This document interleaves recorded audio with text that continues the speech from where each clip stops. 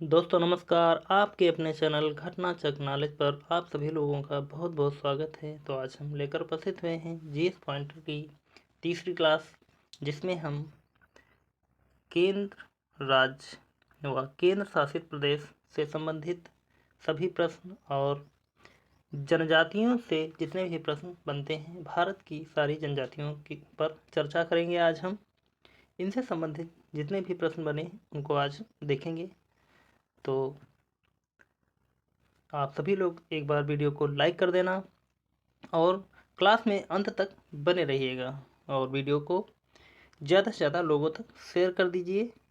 तो देखते हैं, शुरुआत करते हैं हम। और चैनल को अभी तक सब्सक्राइब नहीं किया है तो प्लीज़ आप सभी लोग चैनल को सब्सक्राइब कर लीजिए। पहला क्वेश्चन की तरफ बढ़ते हैं और इस क्लास को आप किसी भी एग्ज़ाम के लिए ले सकते हैं। जैसे कि आज से हमारा यूपी पुलिस तो कंप्लीट हो जाएगा, लेकिन इसके आने वाले एग्ज़ाम के लिए आप इस क्लास को ले सकते हैं। तो देखते हैं यहाँ पर पहला क्वेश्चन, लातूर जिला है। लातूर जिला कहाँ पर है हमारा? महाराष्ट्र में। अगला पॉइंट, विदर्भ एक प्रादेशिक नाम है भारत में और यह अंग है। कहाँ पर है? महाराष्ट्र में विदर्भ। यह पॉइंट याद रखना। अगला है, पाट अंचल अवस्थित है। पाट अंचल झारखंड में अवस्थित है।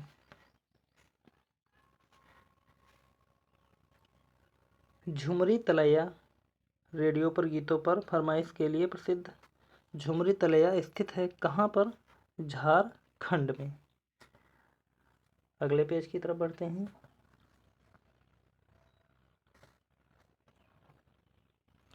अगला पॉइंट है हमारा, भारत का कोहिनूर हीरा को भारत का कोहिनूर कहा जाता है। तो भारत का कोहिनूर आंध्र प्रदेश को कहा जाता है। अगला पॉइंट, मणिपुर का अधिकांश धरातल है।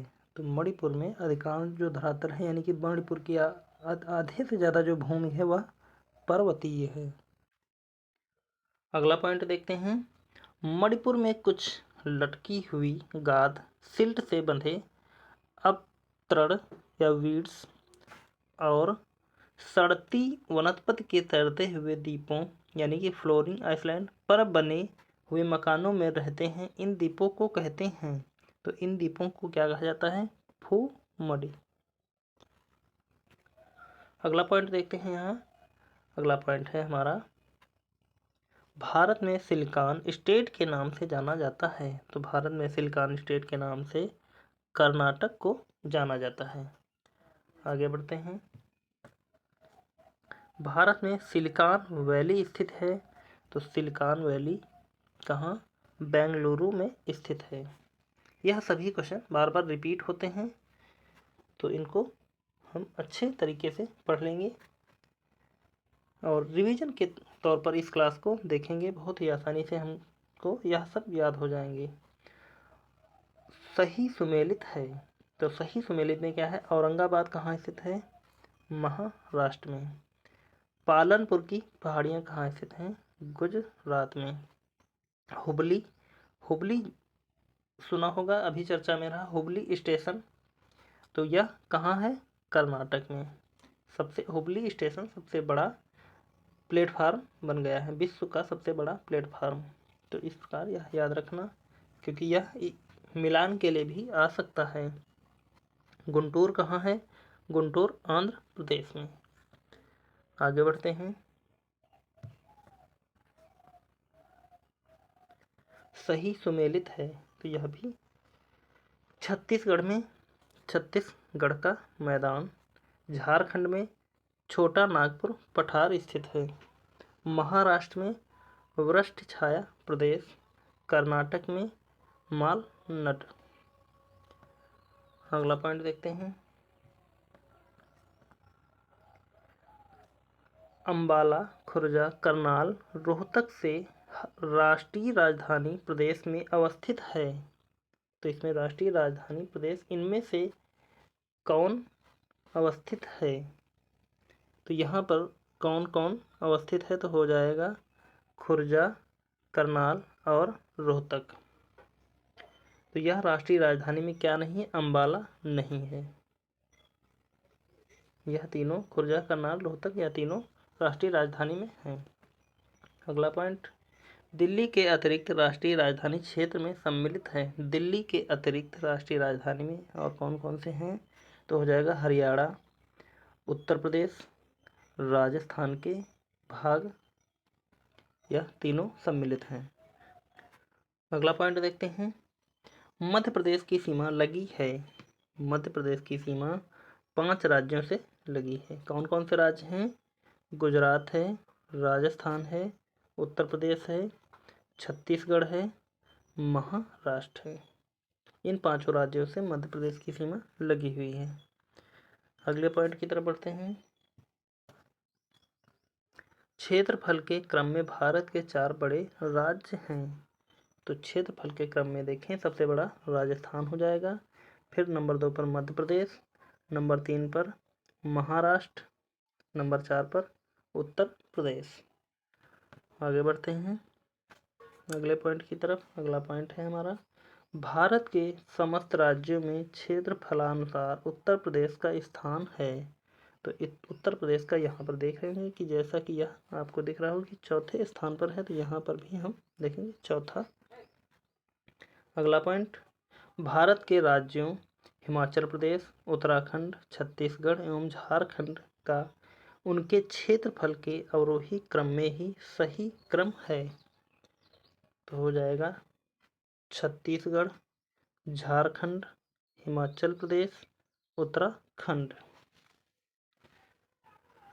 यही इसका सही क्रम है। अगले पॉइंट की तरफ बढ़ते हैं,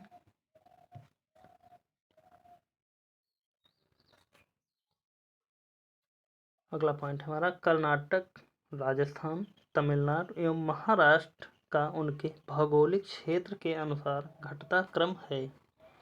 तो यहाँ पर घटता क्रम देखना है हमको, राजस्थान सबसे पहले आएगा, फिर उसके बाद में मध्य प्रदेश नहीं है तो उसके बाद में कौन सा आता है, महाराष्ट्र, फिर कर्नाटक आ जाएगा, उसके बाद में तमिलनाडु आ जाएगा।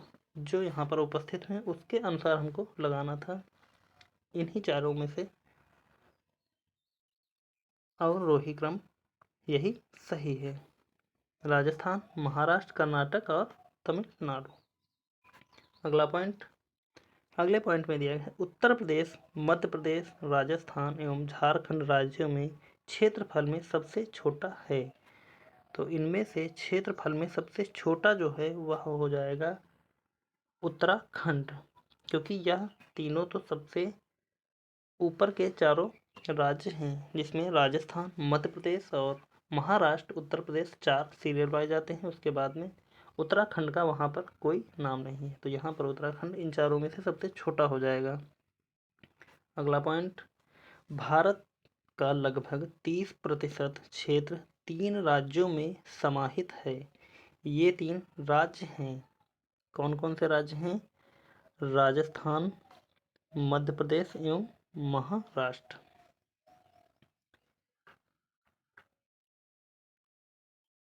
तो इन्हीं तीनों राज्यों में भारत का 30% क्षेत्रफल स्थित है।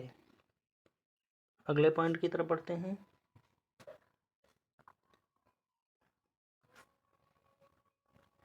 अगला पॉइंट अगर देखें यहाँ, भारत में जनसंख्या के अनुसार तीसरा एवं क्षेत्रफल में 12वां राज्य है। तो हो जाएगा क्षेत्रफल में जनसंख्या में तीसरा और यहाँ पर हो जाएगा क्षेत्रफल में हमारा 12वां स्थान बिहार का। अगला पॉइंट, और यदि जनसंख्या में पूछा जाता है तो जनसंख्या में सबसे पहले एक बार हम लगा लेंगे यहाँ पर यूपी का, और उसके बाद में महाराष्ट्र का, उसके बाद में बिहार, तीसरे नंबर पर बिहार आ जाएगा। इस प्रकार इसका तीसरा नंबर है जनसंख्या में और क्षेत्रफल में 12वां स्थान है। अगले पॉइंट में क्या देख रहे थे हम कि उत्तर प्रदेश के सीमावर्ती राज्य हैं। तो उत्तर प्रदेश के सीमावर्ती राज्य देखते हैं एक बार, सबसे पहले हिमाचल प्रदेश, फिर नंबर 2 हरियाणा, फिर राजस्थान हो जाएगा, फिर मध्य प्रदेश हो जाएगा, छत्तीसगढ़ हो जाएगा, झारखंड हो जाएगा, बिहार और उसके बाद में उत्तराखंड तथा केंद्र शासित प्रदेश दिल्ली, यानी कि इतने राज्यों से उत्तर प्रदेश की सीमा साझा होती है। अगला पॉइंट है हमारा, असम घिरा हुआ है। असम घिरा हुआ है किससे? 7 राज्यों से। आगे बढ़ते हैं। महाराष्ट्र, बिहार, उड़ीसा एवं आंध्र प्रदेश में छत्तीसगढ़ की सीमा उभयनिष्ठ नहीं है। तो हो जाएगा उभयनिष्ठ नहीं है किसकी, किसके साथ में? बिहार के साथ में। महाराष्ट्र, बिहार, उड़ीसा एवं आंध्र प्रदेश में से छत्तीसगढ़ की सीमा उभयनिष्ठ नहीं है। तो हो जाएगा बिहार के साथ में। अगला पॉइंट है दिल्ली, जोधपुर, नागपुर एवं बेंगलुरु में से माध्य समुद्र तल से ऊंचाई अधिकतम है। तो किसकी ऊंचाई अधिकतम है? बेंगलुरु की। अगला पॉइंट देखते हैं, राजस्थान के मरुक्षेत्र के लिए सही कथन है। तो इसके लिए सही कथन क्या है? यह विश्व का सबसे घना बसा मरुस्थल है। अगले पॉइंट की तरफ बढ़ते हैं।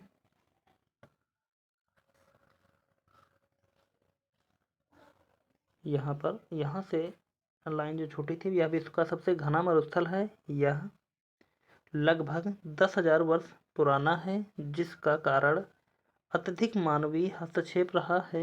यहाँ केवल 40 से 60% ही कृषि हेतु उपयुक्त है। शुद्ध बोए गए क्षेत्र में वृद्धि के कारण चारागाह क्षेत्र के विस्तार पर कुप्रभाव पड़ा है। अगले पॉइंट की तरफ बढ़ते हैं।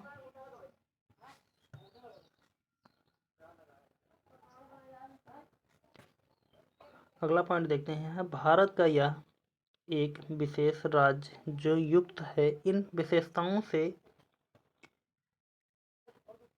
नंबर 1, यह उसी अक्षांश पर स्थित है जो उत्तरी राजस्थान से होकर जाता है। नंबर 2, इसका 80% से अधिक क्षेत्र वन आवरणांतर्गत है। नंबर 3, 12% से अधिक वनाच्छादित क्षेत्र इस राज्य के रक्षित क्षेत्र नेटवर्क के रूप में है। तो इसका नाम क्या है उस प्रदेश का? तो हो जाएगा अरुणाचल प्रदेश। यह सभी अरुणाचल प्रदेश से संबंधित तीनों पॉइंट हैं। अगला पॉइंट यहाँ पर देखें, उत्तर पूर्वी राज्यों की 7 बहनों का भाग नहीं है। कौन सा नहीं है? पश्चिम बंगाल। यह उत्तर पूर्वी 7 राज्यों की 7 बहनों का भाग नहीं है, पश्चिम बंगाल हो जाएगा। अगले प्रश्न की या अगले पॉइंट की तरफ बढ़ते हैं।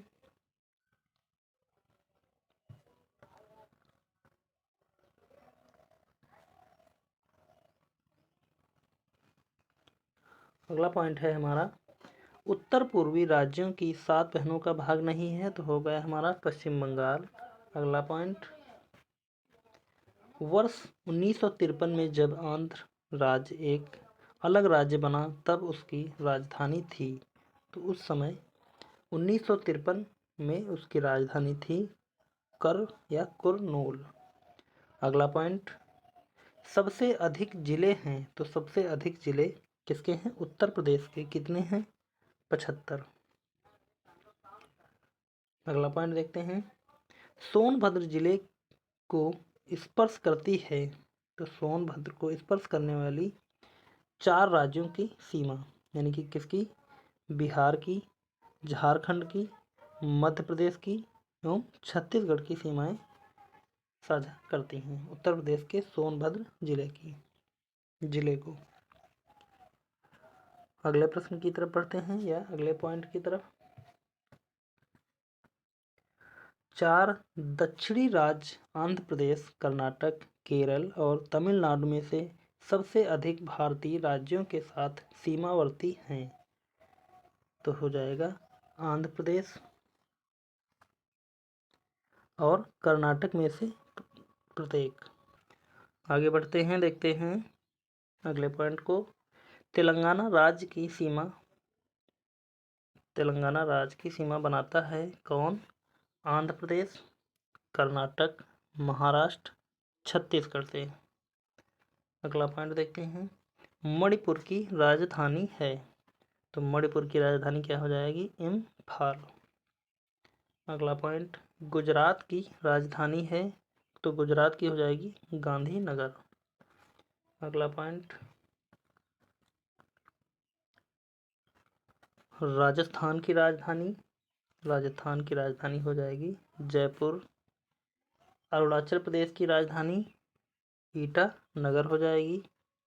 भारत के 29वें राज्य तेलंगाना की राजधानी क्या है? हैदराबाद। मिजोरम की राजधानी क्या हो जाएगी? मिजोरम की राजधानी आइजोल हो जाएगी। चंडीगढ़, भुवनेश्वर, बेंगलुरु एवं गांधीनगर में से सुनियोजित राजधानी नगर नहीं है, तो इनमें से कौन सा राजधानी नगर नहीं है? तो यहाँ पर है हमारा बेंगलुरु। यह राजधानी का नगर नहीं है, बाकी भुवनेश्वर एक राजधानी नगर है, बेंगलुरु नहीं, भुवनेश्वर, चंडीगढ़ और गांधीनगर, और यह बेंगलुरु नहीं है। अगले पॉइंट की तरफ बढ़ते हैं।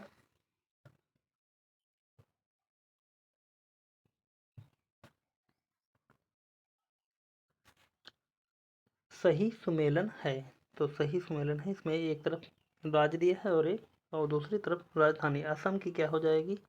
दिसपुर। नागालैंड की कोहिमा। मेघालय की शिलांग। आगे बढ़ते हैं, अब देखते हैं केंद्र शासित प्रदेश। तो केंद्र शासित प्रदेश से संबंधित जितने भी प्रश्न बनते हैं यहाँ पर उनको देखेंगे हम। पॉइंट पहला है हमारा, भारत में केंद्र शासित राज्यों की संख्या है कितनी? 7। भारत का सबसे बड़ा संघ राज्य कौन सा है? दिल्ली। और 7 से शायद डाटा चेंज हुआ, तो आप इसको जब भी पेपर देने जाना तो आप इस डाटा को चेक करके ही जाना, क्योंकि यह बदलता रहता है। 7 से 8 या 8 से 7। देखते हैं अगले पॉइंट को, भारत का सबसे छोटा केंद्र शासित क्षेत्र है, तो हो जाएगा हमारा लक्षद्वीप। अगला पॉइंट, पुदुचेरी का क्षेत्र विभाजित पाया जाता है, तो हो जाएगा तमिलनाडु, केरल एवं आंध्र प्रदेश राज्यों में। लेकिन यहाँ पर यदि मौजूदा समय में पूछा जाए तो यहाँ पर मौजूदा समय में 8, भारत में केंद्र शासित राज्यों की संख्या कितनी है? मौजूदा समय में 8 है। लेकिन फिर भी आप जब भी यह वीडियो देख रहे हों या पेपर देने जा रहे हों तो आप चेक करके जाइएगा, क्योंकि इस समय तो मौजूदा समय में हमारी 8 है, 7 पहले थी, चेंज होकर यह इसका डाटा 8 हो गया है।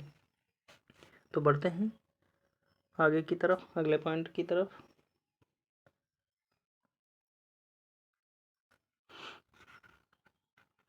अगला पॉइंट है हमारा, त्रिपुरा, दमन एवं दीव, लक्षद्वीप एवं पुदुचेरी में से केंद्र शासित क्षेत्र नहीं है, तो यहाँ पर हो जाएगा हमारा त्रिपुरा। बाकी यह तीनों यानी कि दमन एवं दीव, लक्षद्वीप, पुदुचेरी यह केंद्र शासित क्षेत्र हैं। अगला पॉइंट, दमन और दीव के बारे में सत्य कथन है। क्या सत्य कथन है? दमन और दीव के बीच खंबात की खाड़ी है, इसकी राजधानी दमन है। अगला पॉइंट, सिलवासा राजधानी है दादरा और नगर हवेली की। आगे बढ़ते हैं, भारत के केंद्र शासित प्रदेश हैं, तो भारत के केंद्र शासित प्रदेशों में देखते हैं, तो यहाँ पर देखते हैं कि काउंट करते हैं कौन कौन से हो जाएंगे। तो हो जाएगा number 1 Delhi, number 2 Chandigarh, number 3 Lakshadweep, और नंबर 4 पर आएगा दादरा नगर हवेली एवं दमन और दीव को, इनको आपस में मर्ज कर दिया गया है। यहाँ पर एक मर्ज कर दिया गया है, और इसमें जो नहीं लिखा है एक हो जाएगा जम्मू कश्मीर और दूसरा हो जाएगा लद्दाख। तो यह दो अलग से हैं क्योंकि यह सभी अभी बने हैं, क्योंकि